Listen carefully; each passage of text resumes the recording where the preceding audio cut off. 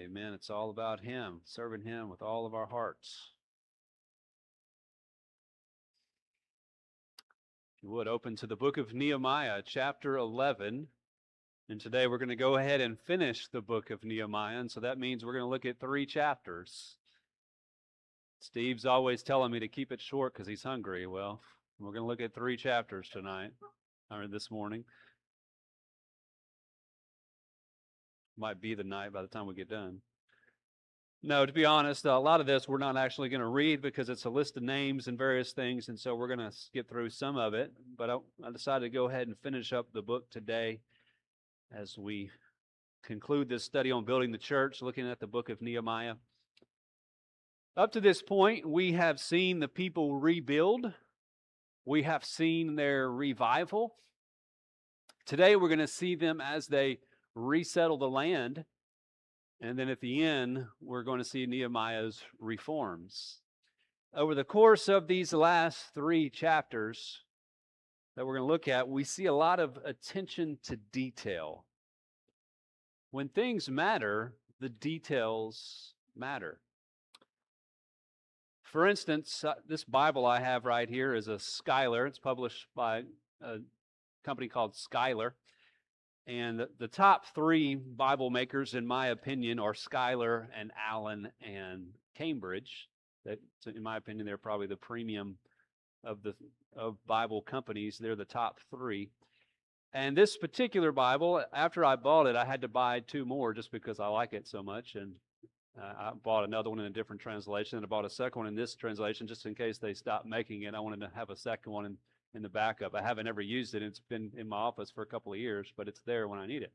That's just how much I like this particular Bible. But I say all that because these Bibles come with this little piece of paper. Every single one of them has this little paper in the box. And on this paper, it says, "Congratulations on the purchase of this heirloom Bible. Schuyler Bibles are the product of the collaboration of the very best printers, designers, typesetters, binders, and materials in the publishing world. Your premium Bible has been handcrafted with the finest materials available and with the utmost precision and care by experienced Bible craftsmen.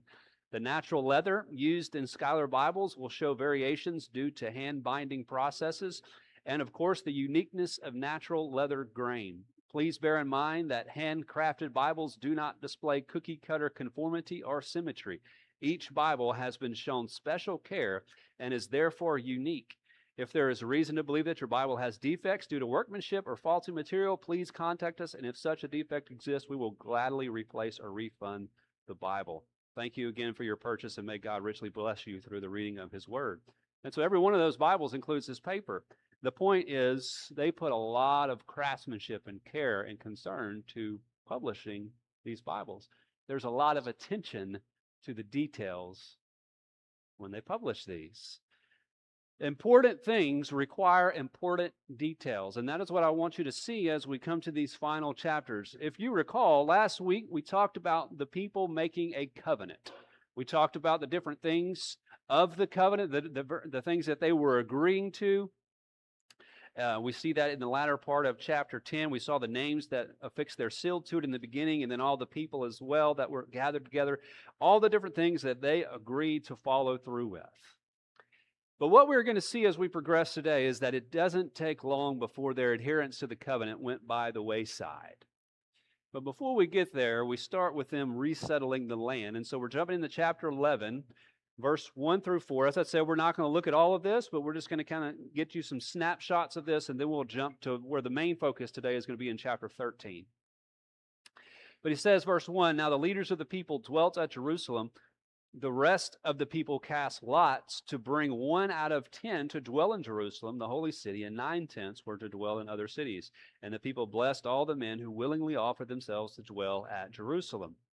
These are the heads of the province who dwelt in Jerusalem. But in the cities of Judah, everyone dwelt in his own possession in their cities, Israelites, priests, Levites, Nethinim, and descendants of Solomon's servants. Also in Jerusalem dwelt some of the children of Judah and of the children of Benjamin." And then he goes on to list a lot of the people, the people of Judah, Benjamin, the priests, the Levites, the gatekeepers, and all these different individuals. But I want to point out what's interesting here. These first couple of verses is that they cast lots for people to dwell in Jerusalem, and they blessed the men who willingly decided to stay there in Jerusalem. Now, that seems kind of strange. Why do they do that? Well, the fact is, the majority of the people did not want to live in Jerusalem. I mean, after all, they had been dealing with all this opposition in Jerusalem. This potential for war could have break out, battles could have broken out there. So they didn't want any part of that. They wanted to go back to where they wanted to live in peace in their own land. And so the majority of the people were able to do that, but they cast lots for 1 out of every 10 to dwell there. And they blessed those who were willingly available to dwell, who chose to willingly stay there in Jerusalem. And so maybe again, it was because they were concerned about safety or other things. For whatever reason, they did not want to dwell in Jerusalem. And so, but some of them did willingly choose to do so. But they begin to resettle the land. They go out into their own cities, their own locations, and you can see the list of those people that are there throughout the rest of this chapter. And also, when you get to verse 25 through the rest of the chapter, it talks about the different villages that they lived in, and different fields, areas where they took up residence. Then we get to chapter 12, and what it does here through the first 26 verses is talk about the different priests and the Levites that came up with Zerubbabel. If you remember back in Ezra, Zerubbabel was one of the first to come back along with Ezra, and you see Ezra's name mentioned there in verse 1. And so these are a lot of the people that came in, specifically the Levites and the priests that came back to the land, especially during the reign of Darius. You see that in verse 22. Because at this time, Darius is no longer reigning. So this is taking us all the way back to the beginning parts of Ezra as the people are coming back into the land. And then after this listing of name, we get to verse 27, and we see them begin to dedicate the wall that they had just finished building. And so let's look at what is said here. Verse 27, now at the dedication of the wall of Jerusalem, they sought out the Levites in all their places to bring them to Jerusalem to celebrate the dedication with gladness, both with thanksgivings and singing, with cymbals and stringed instruments and harps. And the sons of the singers gathered together from the countryside around Jerusalem, from the villages of the Netophathites, from the house of Gilgal, and from the fields of Geba and Asmaveth, for the singers had built themselves villages all around Jerusalem. Then the priests and the Levites purify themselves and purify the people, the gates, and the wall.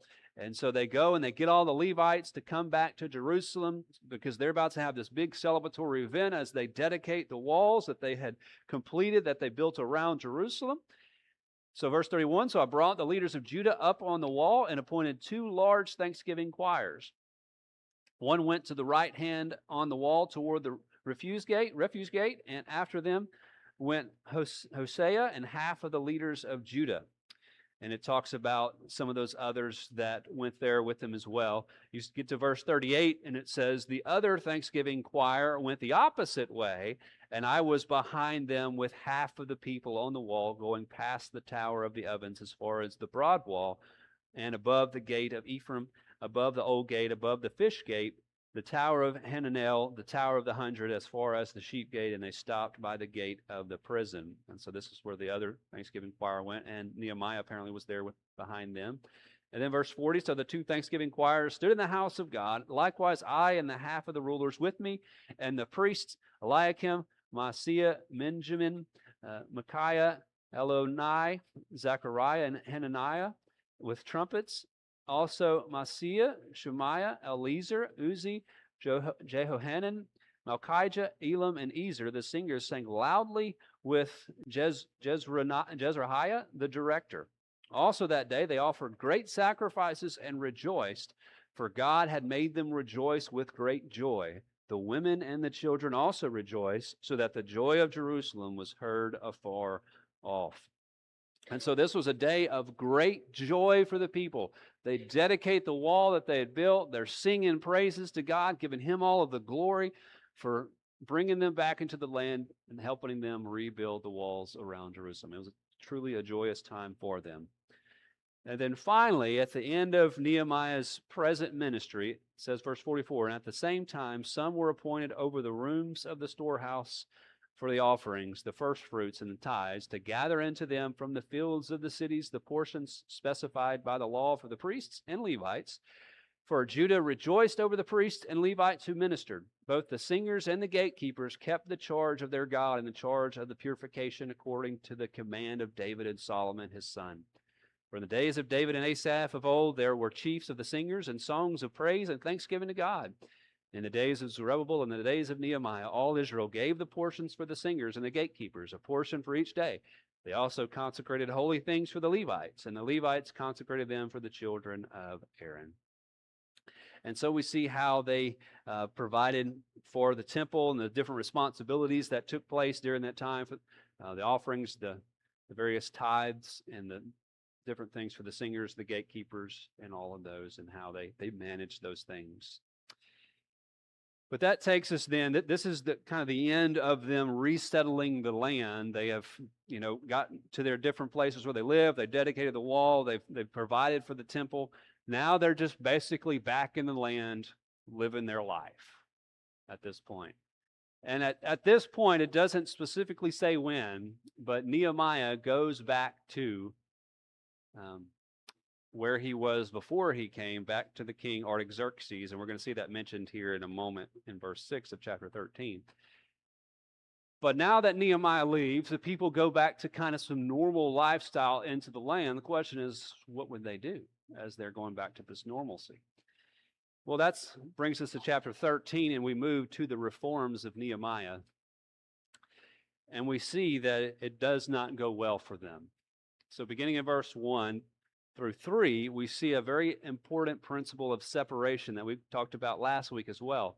But it says, on that day they read from the book of Moses in the hearing of the people, and in it was found written that no Ammonite or Moabite should ever come into the assembly of God, because they had not met the children of Israel with bread and water, but hired Balaam against them to curse them. However, our God turned the curse into a blessing. So it was when they had heard the law that they separated all the mixed multitude from Israel. And so first of all, we see this principle of separation, that the people recognized that they were not supposed to be mingling with these other people, the Ammonites, the Moabites, and any others for that matter. They were not supposed to be dwelling among them. And they found this as they came across the word. It says they were reading from the book of Moses, and they came across this. Then it talks about what they did in verse 2, because they had not met the children with bread and water. They hired Balaam against them. You can go read that, I believe, in the book of Numbers. And so it talks about what God did there and how Balaam tried to curse the people, but ultimately he could only speak blessings. And God was doing that, as it says there. But in all this, they see that they were supposed to be separated from these people. And so they decided to do so. This is indeed a good thing. They were not supposed to be mixing with them because of the potential for harm that these people could cause them, lead them astray, lead them away from God. The separation was crucial, and so they did so. But then we get to verse 4, and what we see here is a great change take place among the people. And what I want you to notice is the benefit of godly leadership versus the detriment of ungodly leadership. And we come to the reforms of Nehemiah. And the first reform is that he cleansed the temple. Starting in verse 4, it says, now before this, Eliashib the priest, having authority over the storerooms of the house of our God, was allied with Tobiah. Now, do y'all remember the name Tobiah? You think back to the early parts of the book of Nehemiah, about chapter 4. And I think, if I remember correctly, he's also in the book of Ezra. And he is one of the opposition. He's there with Sanballat, who is opposing the work of God, trying to stop them from rebuilding the temple, rebuilding the walls. And what does this say? Well, Eliashib the priest, having authority over the storerooms of the house of our God, was allied with Tobiah. In other words, he is a friend of his. Verse 5, and he had prepared for him a large room where previously they had stored the grain offerings, the frankincense, the articles, the tithes of grain, the new wine and oil, which were commanded to be given to the Levites and singers and gatekeepers, and the offerings for the priests. And so they had this room there at the temple that housed all these different things, very important things, offerings, articles, tithes, wine, oil, frankincense, all these different things that were to be used by the Levites and the singers and the gatekeepers, the offerings for the priests, all of that. This is where the room stored all these things. But Elisha the priest, because he was a friend of Tobiah, decided, hey, I'm going to give you this room so that you can use it for whatever purpose you want to use it for. This guy who was opposed to the work of God has now got his own room in the temple of God. Just to let you know, that's not a good thing. Okay? That should not be happening. And so Nehemiah then gives us a note about himself. Verse 6, he says, but during all this, I was not in Jerusalem, for in the 32nd year of Artaxerxes, king of Babylon, I had returned to the king. Then after certain days, I obtained leave from the king. And so while all this is going on, as I said, the people have kind of returned back to normal life, and Elisha over here is in cohorts with Tobiah, gives him this room. All this is going on. Excuse me. Nehemiah went back to Persia, back to Artaxerxes. If you go back to chapter 2, you can see that when he left, it was about 12 years prior. So it had been about 12 years that Nehemiah spent doing all of this work to cause the people not only to rebuild the walls, but to be the people of God that God